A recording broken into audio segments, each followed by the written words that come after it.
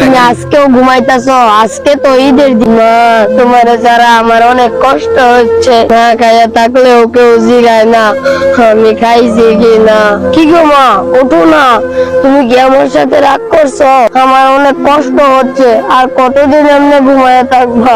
জানো মা, নতুন মা না সবার জন্য মার্কেট করে আনছে, আর আমার লিগা মার্কেট করে আনে নাই। মা গো, আমার কথা তোমার মনে পড়ে না? মা, আমি আর তোমার বিরক্ত করবো না ঈদের জামা কাপড়ের লাইগা। মা, আমি আর কিছু চাবো না, তুমি শুধু খালি আমার একটু ভালোবাসা দিও। ও মা, মা গো, তুমি কি আমার সাথে রাগ করছো? আমার অনেক কষ্ট হচ্ছে গো মা। জানো মা, আমার নতুন মা না আমার অনেক দূরে দূরে মারে। এর আগের ঈদে তুমি আমার নিজের হাতে জামাই খাওয়াই দিছ, এবার কারি তো আমার কে খাওয়াই দিব? মা, তুমি কি আর ঘুম থেকে উঠতা না?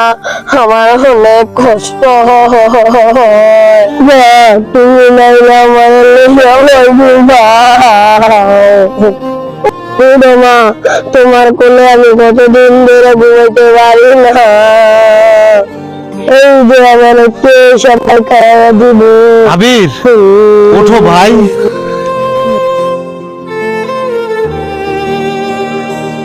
হাবিব ভাই, তোর মায়ের জন্য কান্না করিস না। মাই কি আমার লগে রাগ করছে ভাইয়া? আজকে তো ঈদের দিন, বলো কি ঘুমাই থাকবো? দেখো আবিব, কান্না করে কোনো লাভ হবে না। তোমার মা ঘুমাইতেছে না, তোমার মা আল্লাহর কাছে চলে গেছে। আমিও ভাই আল্লাহর কাছে যাবো, একটু করে দাও না। আল্লাহর কাছে কিভাবে যাইতে হইব? আমার ভাই মা ছাড়া থাকতে অনেক কষ্ট হয়। আমি আল্লাহর কাছে গিয়া কমু আমার মায়ের যেন আমার কাছে দিয়া দেয়। কোন না ভাই, আল্লাহর কাছে কেমনে যাইতে হইব? ভাই, কান্না করিস না। শোন ভাই, আল্লাহর কাছে কিভাবে যেতে হয় জানোস? তুই 5 ওয়াক্ত নামাজ পড় আর আল্লাহর কাছে প্রার্থনা কর যেন তোর মাকে জান্নাতবাসী করে। আর একবার যে মারা যায় সে কখনো ফিরে আসে না। তোমাকেও একদিন না একদিন এই কবরে যেতে হবে। কারণ পৃথিবীর প্রত্যেকটা প্রাণীরই মৃত্যুর স্বাদ গ্রহণ করতে হবে, বুঝেছো? আসো ভাই, আমরা বাসায় চলে যাই। আসো আমার সাথে।